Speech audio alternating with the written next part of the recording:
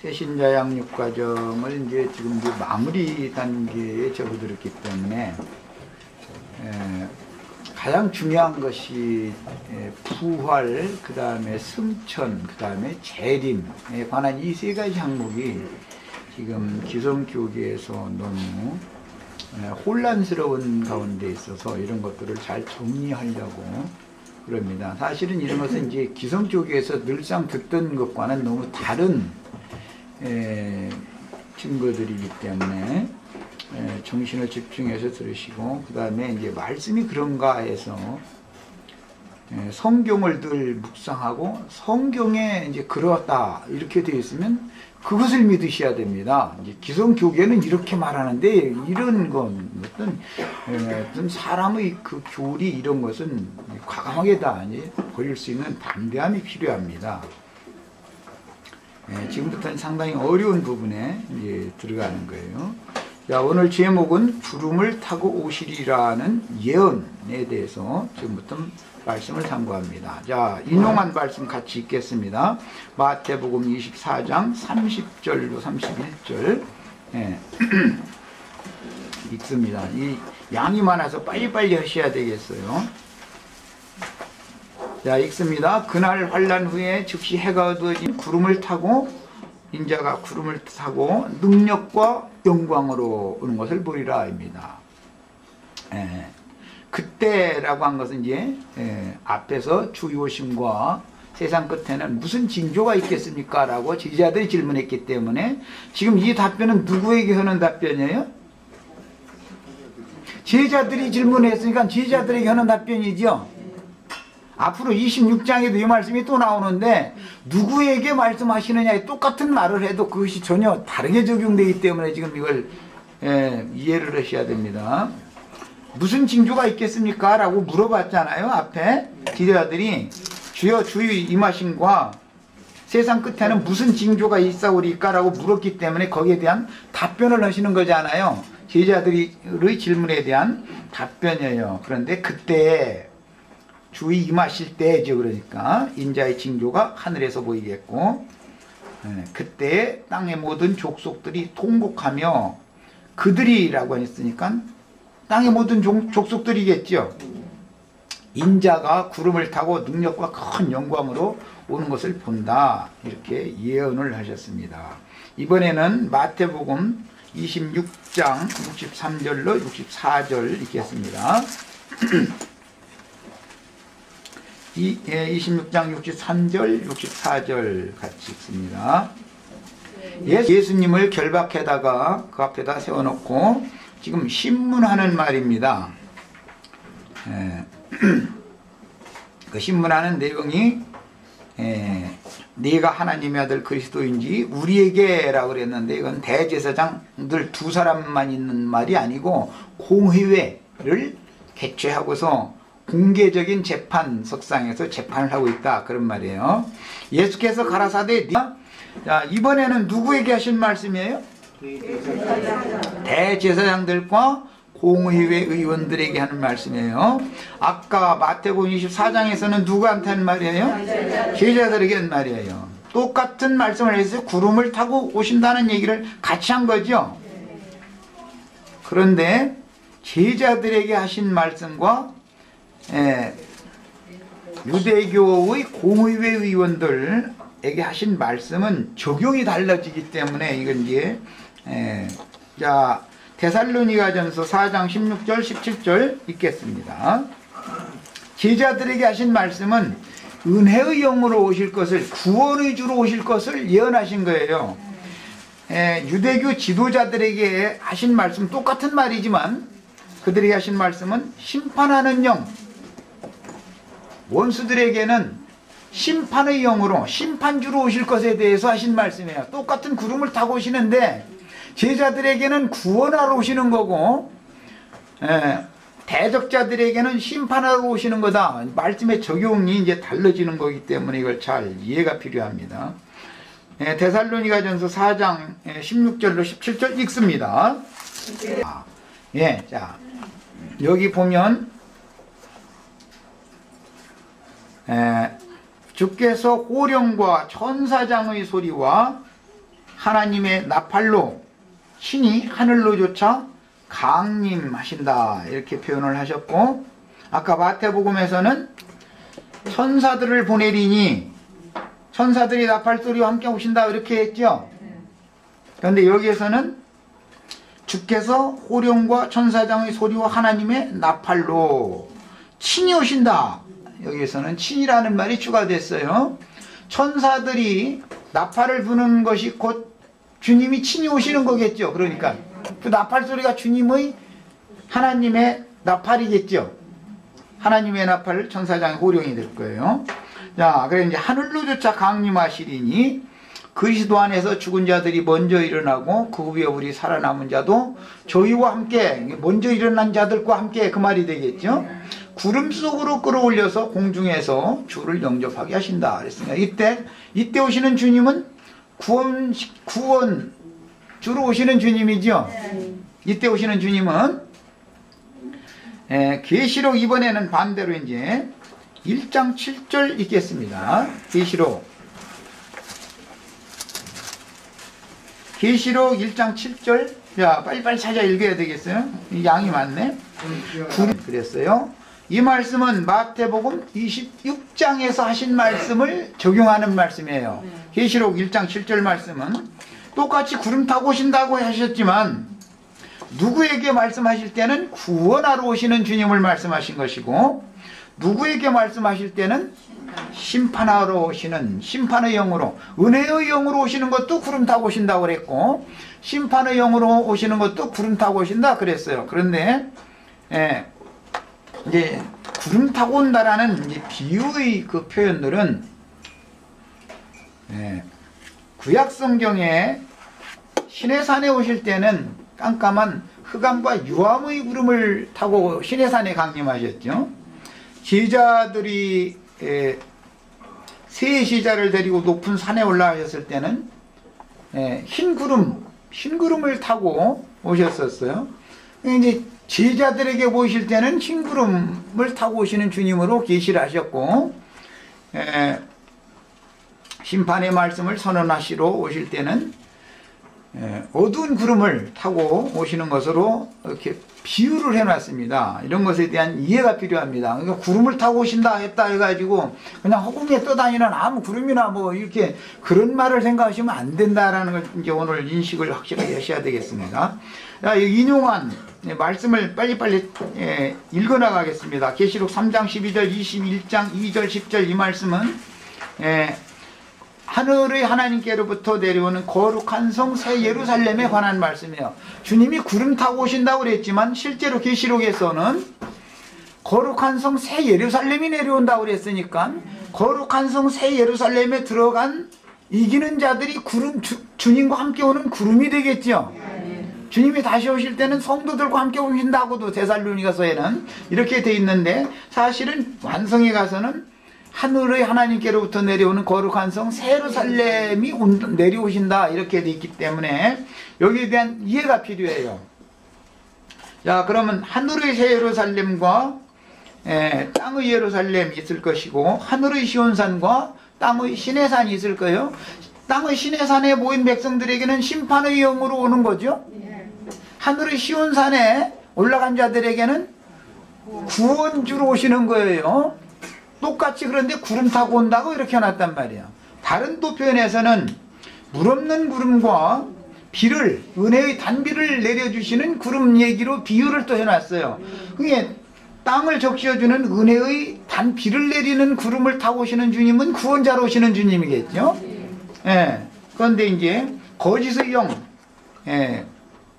거짓말하는 그 바람과 같은 그런 바람에 빨리 이렇게 떠내려가는 그런 구름, 그런 빈 구름이죠. 그런 구름은 심판의 영을 의미한 말이에요. 성경에 이렇게 여러 가지로 대비되는, 똑같은 구름 타고 오신다고 해놨지만 대비되는 용법이 있기 때문에 성경을 읽을 때는 이게 누구에게 한 말씀이고 이건 누구에게 한 말씀인가를 잘 이렇게 구분을 해서 잘 읽는 지혜가 필요합니다. 자, 출애굽기 40장부터 이제 인용한 말씀 자료해드린 거 읽어나갑니다. 그대로. 모세가, 자, 낮에 뜨거운 그 사막길을 걸을 때는 구름이 성막 위에 있다 그랬다가 이제 구름이 앞서서 이렇게 가면 뒤따라 가는 얘기가 지금 이스라엘 백성들의 인도 얘기가 이제 이 얘기인데, 그러면 구름이 하는 일은 모든 해나 뜨거운 기운에서 보호해주는 역할을 구름이 한다는 걸 알 수가 있죠. 그 다음에 밤에 불이 하는 일은 비추어준다. 갈 길을 모르는, 어두우니까 어디로 가야 할 바를 모르니까 구속한 백성들이, 그러니까 밝혀준다, 비춰준다, 그런 의미가 있는 것을 알 수가 있어요. 자, 여호와의 임재와 인도하시면은 항상 구름이 동행하였으니 볼 수 없는, 사람의 눈으로 여호와는 볼 수가 없지만 그 하나님의 영광의 나타남을 실제로 이스라엘 백성들이 가현적으로 보이는 모습은 구름을 봤다는 걸 알 수가 있죠. 낮에는 구름을 봤고 밤에는 불을 봤어요. 하나님 자신은 인간의 눈으로 볼 수 없잖아요. 하나님은 신이니까, 영이니까. 그런데 나타난 현상적인 모습으로는 낮에는 구름, 밤에는 불 모습으로 이스라엘 백성들이 눈에는 보였다 걸 알 수 있어요. 자, 레위기 16장 2절 읽습니다. 여호와 타자가 빠졌는데 내가 구름 가운데에서 속죄소 위에 나타남이라 까지가 16장 2절입니다. 그런데 내가 이제 타자를 뺐네요. 거기 적어놓으세요. 내가 구름 가운데에서 속죄소 위에 나타남이라. 여호와 하나님이 성소의 속죄소 위에 나타날 때 구름 가운데서 나타난다고 했어요. 레위기 16장 12절. 네. 자, 그 다음에 민수기 9장 15절로 19절 읽습니다. 성막을 세운 날에 구름이, 성막은 하나님의 집이죠. 하나님의 집은 사실은 구름이 에워싸고 있었다는 걸 알 수 있는 것이죠. 자, 구름이 성막에서 떠오르는 때에는 이스라엘 자손이 곧 진행하였고, 구름이 머무는 곳에 이스라엘 자손이 진을 쳤으니 이스라엘 자손이 여호와의 명을 쫓아 진행하였고 여호와의 명을 쫓아 진을 쳤으며 구름이 성막 위에 머무는 동안에는 그들이 유진하였고. 구속하신 하나님의 백성들은 그러니까 늘 하나님과 함께 한다라는 말은 구름과 함께 한다라는 말도 되는 거죠. 구름이 머물면 이스라엘 백성도 그곳에 머무는 것이고 하나님이 그곳에 계셔요. 성막이 움직이지 않으니까. 구름이 떠나면 이스라엘 백성도 떠나야 되고 하나님도 같이 떠나는 것이죠. 이스라엘 백성들과 함께. 자, 이제 이런 내용이에요. 야, 구름이 장막 위에 머무는 날이 오래 때에는 이스라엘 자손이 여호와의 명을 지켜 진행치 아니하였으며. 이런 내용들은 말씀이신 여호와는 창공 하늘에 계신 것이 아니라, 이건 아주 중요합니다. 허공 구만리장천에 있는 어느 허공에 떠다니는 어떤 구름, 그런 창공에 계신 것이 아니라 구름을 타고 이스라엘 백성들이 있는 그곳에 성막과 함께 계셨다라는 것을 계속 증거한다 이 말이에요. 성경이라는 거는 여호와 하나님은 창공 하늘 높은 어느 곳에 계신 것이 아니라 이스라엘 백성들이 있는 곳에 하나님이 계셨어요. 이것이 인식이 정확해지셔야 되겠어요. 자, 그러면 지금 저기 북극성 너머 어디에 주님이 계신 것이 아니라 지금 우리들이 여기에 모였으니까 이곳에 계시겠죠. 말씀이신 여호와는 창공 하늘에 계신 것이 아니라 성막을 신앙의 중심으로 삼는 이스라엘 백성들 중에 임재하셨고 모세를 통해서 계시하신 것을 아론을 통해서 태어나게 하셨습니다. 하나님은 말씀이니까 말씀이 허공에 막 떠다닐 수는 없고 북극성 넘어 어떤 금의자에 말씀이 앉아있을 수는 없죠. 말씀이 가령 북극성 너머에 금으로 만든 의자에 이렇게 말씀이 이렇게 앉아있다 그런다면 이게 얼마나 우스꽝스러운 하나님이 되겠어요? 그러니까 우리 이제 인식을 완전히 바꿔야 되는 거예요. 처음부터 이게. 예. 자, 말씀을 가지고 그 말씀이신 여호와 하나님이 성막과 함께 하고 있는 이스라엘 백성들에게 임하셔서 말씀을 실제 할 때는 모세에게 하셨다는 거예요. 하셨는데 모세는 입이 뻣뻣하고 둔해서 말을 잘 못하더라는 거예요. 그러니까 보낼 만한 사람을 보내셔야지, 나 같은 사람 말을 못하는데, 내가 계시로 본 거는 있지만 말은 못하니까, 보고 듣기는 하는데 말은 표현은 잘 못하니까 보낼 만한 사람 보내라고 그랬더니, 이제 하나님이 하신 말씀에 출애굽기 4장 10절로 17절 읽습니다. 출애굽기 4장 10절로 17절까지 읽습니다. 모세가 주님의 지휘자들에게 마지막 당부의 말씀을 하실 때, 큰 환란이 있을 때 그때는 증거의 기회가 되리라 그러셨고, 너희는 무엇을 어떻게 말할까 연구할 필요가 없다. 누가 말하게 해준다고? 성령께서 너희 입에 그 말을 다 들여서 말하게 해줄 건, 그 성령이 말하라는 대로만 해라. 이제 이 출애굽기 4장 여기서 인용하는 말인 거예요. 우리 형제 자매님들도 오늘 다 모세와 그 아론에게 주신 은사를 다 받으셔야 되겠어요. 예. 모세가 가로되 주여 보낼 만한 자를 보내소서. 또 그러니까 여호와께서 모세를 향하여 노를 바라시고 가라사대, 말 잘하는 말쟁이도 이렇게 옆에 딸려 보내주시고, 계시와 이상은 봤는데 말은 못하고 그냥 우물우물 하는 그게 다 각 은사가 다르다 그 말이겠죠. 했는데 짝을 딱 붙여주는 거예요. 그래서 두 사람씩 보내는 원리가 그래서 그러는 거예요. 이상과 계시를 봤어도 말을 적절하게 표현을 잘 못하는 사람이 나가면, 그가 말 잘하는 사람에게 이상과 계시 본 것을 미리 말해주면 그 사람이 대언을 해주면 되지요.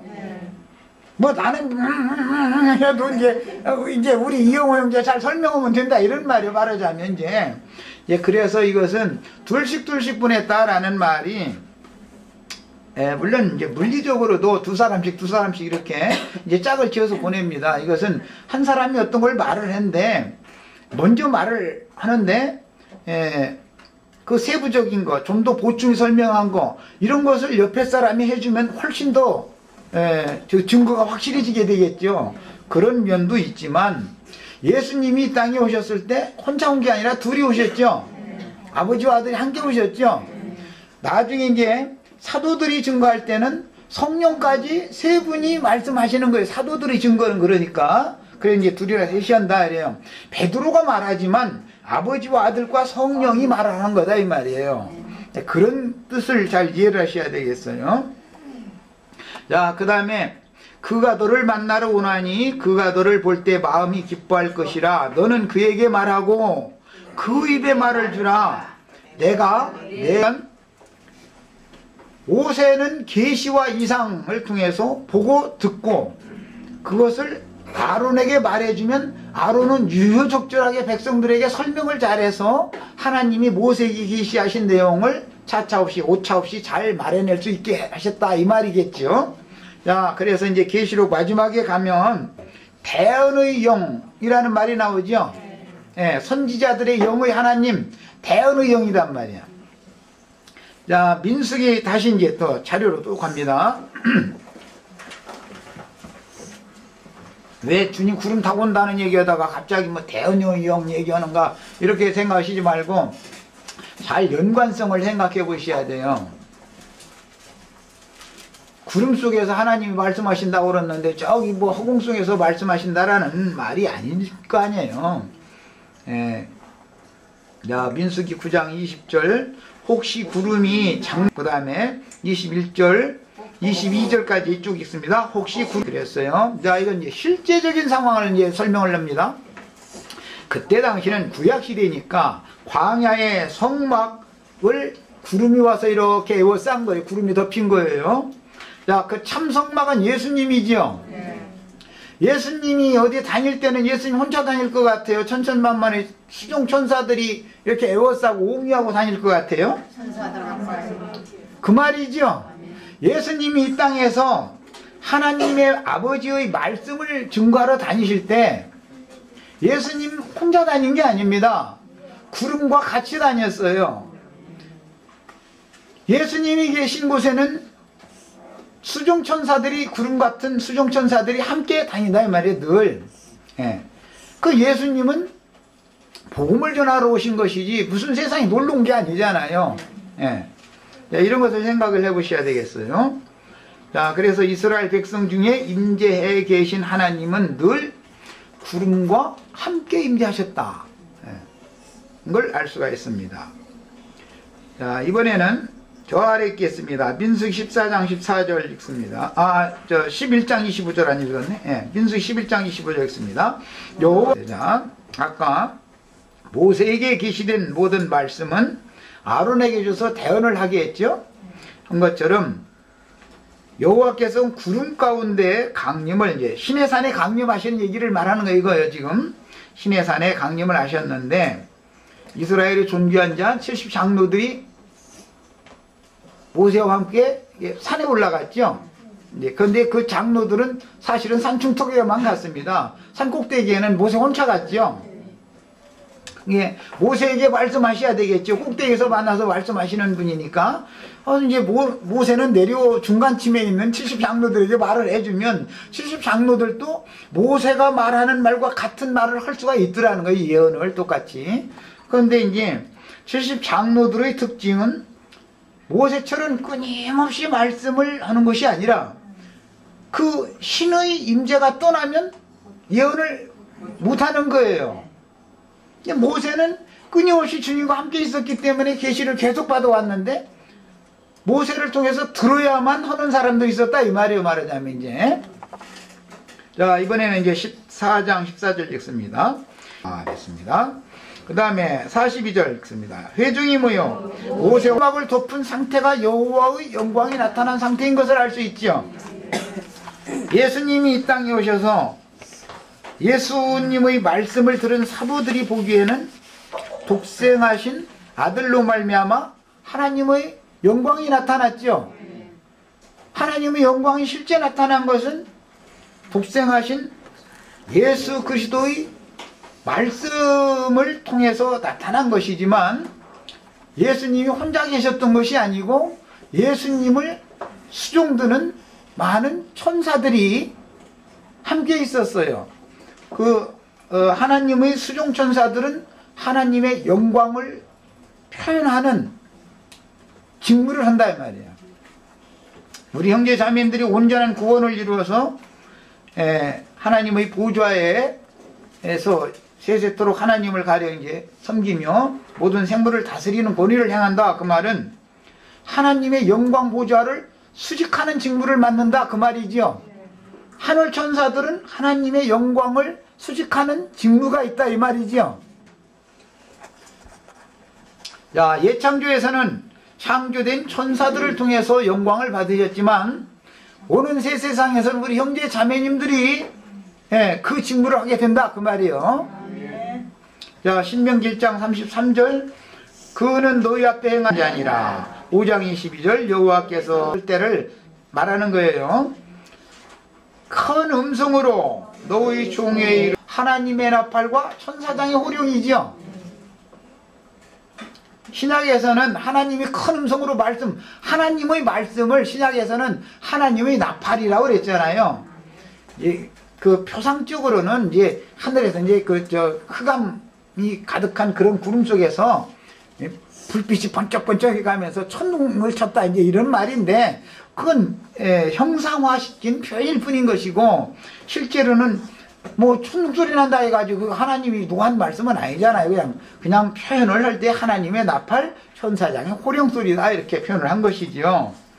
자, 그 다음에 큰 음성으로 너희 총회에 이르신 후에 더 말씀하지 아니하시고 그것은이라 이게 이제 그 계명 돌판이라는 거예요. 자, 신명기 31장 15절 여호와께서 하더라 그랬어요. 자, 이번엔 사무엘하 22장 10절 13절 인용한 말씀이 있습니다. 이건 매우 어려운 용어인데 있습니다. 휘시고 개역 번역에서는 하늘을 두르시고라고 이렇게 무지개 같은 것이 이렇게 보면 방언형으로 이렇게 둘러져 있죠. 구름이 성막에 머물렀다라는 말도 성막을 이렇게 몽땅 이렇게 에워쌌다 둘렀다 그 말이죠. 이것을 킹제임스 번역에서는 하늘을 휘었다 이렇게 표현했어요. 뭐 활 같은 거 만들려면 이렇게 휘야죠. 예. 하나님은 지금 하늘을 휘었다 그럴 때 무슨 창공 하늘이 뭐 하나님이 이렇게 휘우고 뭐 보름달처럼 만들고 반달처럼 만들고 그런 내용이 지금 아닌 것을 알 수 있잖아요. 벌써 하늘을 휜다라는 말은 하나님의 임재를 충만케 한다라는 말이다 이 말이야. 오늘 우리 형제 자매님들이 모인 이 교회의 모임 중에 지금 하늘이 이렇게 휘어져 있죠. 하늘이 이렇게 휘어져 있어요. 그래가지고 임재가 충만하단 말이에요. 지금 이런 표현이에요.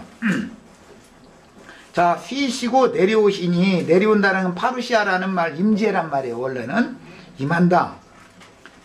그분의 발밑에 신의 산의 광경을 말하는 거예요.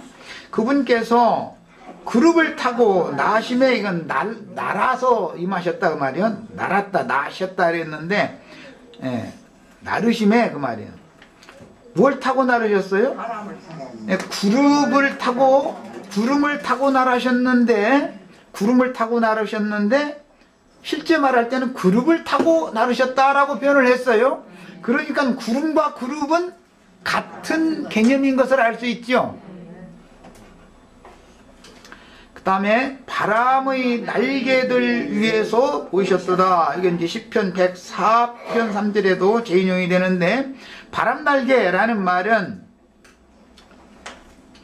바람이 무슨 날개가 있겠습니까?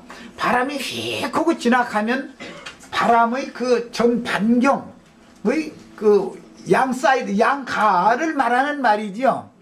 그것을 이제 바람의 날개다 이렇게 표현했는데, 원은 다니엘 9장 27절에 보면 멸망의 가정한 것이 거룩한 곳에 설 때 날개에 의지하여 선다 이렇게 표현을 했어요. 이 날개라는 말은 최극단, 말단, 뭐 옷 같으면 그 옷가, 이런 의미인데, 이것은 빛의 파장을 말할 때도 동일한 이런 용어를 사용해요. 빛이 가령 새벽에 먼 산에서, 먼 동이 틀 때 먼 산에서 저 너머에서 빛이 이렇게 올라오면은 이쪽에서 보면은 빛이 파장이 이렇게 보이죠? 새벽녘에. 그런 거 다 보셨죠? 그런 상태를 내서 날개라고 표현을 해요. 성경에서. 히브리어로는 이게 파장을, 빛의 파장 또는 새가 이게 날아갈 때 날개 깃이 이렇게 퍼져나가는 그런 형상화시킨 표현들인 거예요. 자, 그분께서 어두운 물들과 창공에 짙은 구름들로. 어두운 물은 어떻게 생긴 물이요? 어두운 물 봤어요? 어두운 물은 뭐 먹물 탔나? 먹물 타면 어두운 구름이 되겠죠? 그러면 어두운 물은 못 마시겠네. 맑은 물이야 마시지. 뭐 어두운 물을 어떻게 마셔 사람이? 황사 섞인 피인가? 어두운 물이니까 말이야. 어쨌든 이런 표현들이 어둠의 영들을 상징하는 표현이다 이 말이야. 어두운 물들과 창공의 짙은 구름. 이게 어두운 유암의 구름이지 흑암의 구름이지요. 자, 흑암의 구름은 그 구름을 타고 오실 때는 심판의 영, 소멸하는 영이 운행하는 것을 의미한다 이 말이에요. 대제사장들과 공의회 의원들에게 말씀하셨을 때는 이 영으로 오신다는 말이죠. 신의 산에 오실 때 오셨던 그 영으로 온다 이 말이에요. 제자들에게 임하신 영으로 오는 게 아니고 은혜의 영으로 오는 게 아니에요. 이게 구름 타고 온다 했다고 똑같은 용어로 해석을 하면 안 된단 말이에요. 그래서 빛난 구름, 계시록에 보면 빛난 구름 타고 오신다고 했지 어두운 구름 타고 오신다고 안 했잖아요. 흰 구름에 계신다고 이렇게 돼 있지. 그러니까 어떤 성경을 읽을 때는 어떤 구름 얘기는 누구에게 하는 말이구나, 어떤 구름 얘기하면은 이건 누구에게 하는 말이구나, 이것을 잘 아시는 게 필요해요. 이건 이제 그 분별을 해가면서 읽으셔야 되는 거예요. 그래서 나는 이제 어떤 사람들 구름 타고 오실 예수님 기다린다 그러면 당신 심판주님 기다리느냐고 이제 내가 그래서 나는 이제 성경을 이제 알으니까 사실은 이제 그렇게 말하지만 우리도 구름 타고 오시는 주님을 지금 현재는 기다리지만 오는 세상에는 구름이 되어져 가지고 오는 세상에 믿는 성도들에게 임해야 되겠죠. 자, 이번에는 열왕기상 8장 10절 11절 읽습니다. 제사의 독생자의 영광은 제자들 가운데 충만한 것이 은혜의 영으로 임하신 것이지만 구약시대에는 성막에 가서 제사장이 성막을 지어놓은 것은 하나님이 그곳에 계시고 그곳에 하나님 섬기려고 한 건데 구름이 가득해가지고 하나님을 섬길 수가 없더라는 거야. 그러니까 구약의 성막에 가서 제사를 하는 방법으로는 구원을 받을 수 없겠지. 하나님 앞에 못 나가는 거죠 결국은. 예. 자, 그러면 성막 안에 깜깜해가지고 아무것도 안 보이니까 이제 구름이 꽉 차서 채워져서 아무것도 안 보이니까 이제 하나님을 섬길 수 없었다라는 표현인데, 이것은 이상과 계시가 전혀 없었다 이거예요.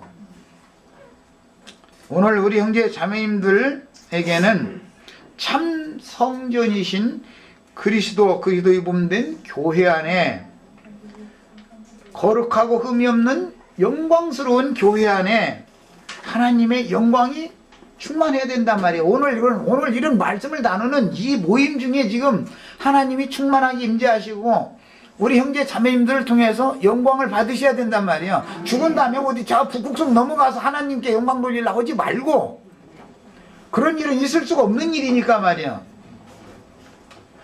하나님을 섬긴다, 하나님께 영광을 돌리는 것이 사람이 창조된 목적이죠. 그게 그럼 무슨 말이겠어요? 지금 현재 오늘 우리가 주님의 이름으로 모인 이 교회의 모임 가운데 구름 같은 우리를 애워싼, 우리를 두른 구름 같은 증인들이 주 영과 함께 오셔가지고 주 영광이 나타나야 된단 말이에요. 우리들이 모임에 지금 이제 빛이 왔으면 이제 영광을 받으신 거고, 이렇게까지 말을 하는데도 도대체 뭔 소린가 하면은 이제 흑암의 구름이 임한 사람이고, 사람은 흑암의 구름은 물리쳐 달라고 기도하죠. 우리 자매님들은 빛난 구름 좀 보내달라고 해가지고 여호와의 얼굴을 밝히 좀 보게 해달라고 이렇게 하셔야 돼요. 나도 더 이상은 이걸 말을 못해. 눈으로 보이지 않는 신을 어떻게 보여줘 내가. 이렇게 이상을 더 이상은 어떻게 말을 하기 어렵습니다. 역대하 5장 13절 읽습니다. 간지라 제사장이 그 구름으로 인하여 능히 서서 영광이 하나님의 전에 가득함이었더라. 구름이 여호와의 전에, 그때 여호와의 전에 구름이 가득하였다 이랬고 나서 이는 여호와의 영광이 하나님의 전에 가득한 거다 그랬으니까, 여호와의 영광이 가득한 거나 구름이 가득한 거는 동의적인 개념이지요. 조금 전에 내가 이미 말씀드렸어요. 죽은 다음에 어디 저기 허공 어디 가서 하나님께 영광 돌리려고 하지 말고 오늘 우리 모임 가운데 여호와 영광이 충만해야 된단 말이야. 오늘 우리 모임 가운데 우리를 둘러싼 구름 같은 증인들이 우리를 둘러싸고 있어야 된단 말이야. 오늘 당장 언제나 오늘이 문제지, 죽은 다음에 보자는 건 다 소용없는 소리인 거예요. 오늘 안 된 사람은 다음에 절대 안 되는 거니까 말이야. 자, 이번에는 느헤미야 9장 12절 19절 더 읽어나갑니다. 낮에는 구름 기둥으로 싸우며, 이건 이제 기도 내용이지만 더 읽어나가겠습니다. 시편 78편 99편까지 읽고, 자, 낮에는 구름은 덮고 불은 비추어주는 역할을 한다는 걸 말씀드렸어요. 그런데 은혜의 영이 오셔서 해나 아무 뜨거운 기운을 덮어주고 가려주는 구름이야지, 어둠의 구름이 와가지고 하나님의 얼굴을 못 보게 만드는 구름으로 가려지면 안 되겠죠. 똑같은 구름인데 그런단 말이야. 똑같은 불기둥인데 하나님의 밤길에 행하는 사람들 길 잘 가도록 인도해주는 그런 화광이 충만한 불기둥이야지, 심판하고 소멸하는 불기둥이 임하면 안 되겠죠. 똑같은 용어라도 어떻게 적용하느냐 이 말이에요. 어떻게. 자, 시편 99편 7절 읽습니다. 여호와였도다 그랬습니다. 자, 기둥은 견고함을 의미하며 교회의 장로들에 대한 상징입니다. 구약시대에는 구름 기둥 그랬어요. 그런데 이것은 신약 시대에는 기둥이라는 건 늘 교회의 장로, 인도직분자들을 상징하는 표현인 거예요. 그런데 구름 기둥에서 말씀하심은 빛의 사자들인 수종천사들과 함께하는 주의 증인들에게 영과 능력으로 임하여 말씀하심으로 은혜의 단비로 백성들의 마음 땅을 적신다는 뜻입니다. 야,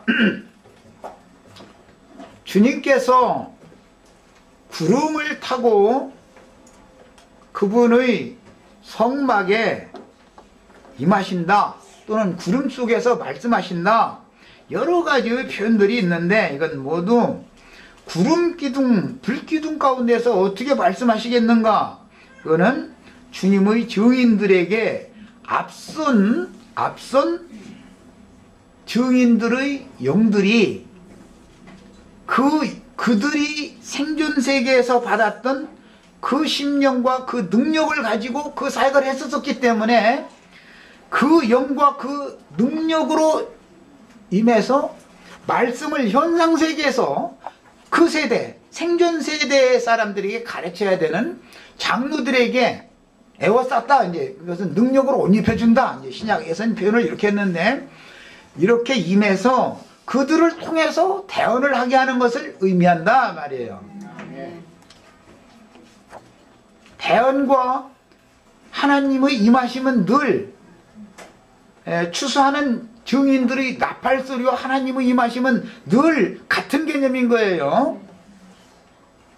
자, 이번에는 시편 104편 3절 씁니다. 물에 자기 구름이 하나님 타고 다니는 수레예요. 이게 구름 타고 오신다, 그 말은 구름 수레 타고 오신다라는 뜻이죠, 사실은. 자, 이 말은 구약시대에는 지음받은 천사들, 수종천사들에게 옹이되어서 운행하신다라는 표현이지만, 오늘날 우리들에게는 구약 전 기간 동안에 선지자들의 말씀, 선지자들이 전한 말씀을 믿었던 믿음으로 말미암아 믿음의 조상인 아브라함의 믿음의 자취를 따라서 하나님이 예비한 한 성에 들어간 그 선진들이,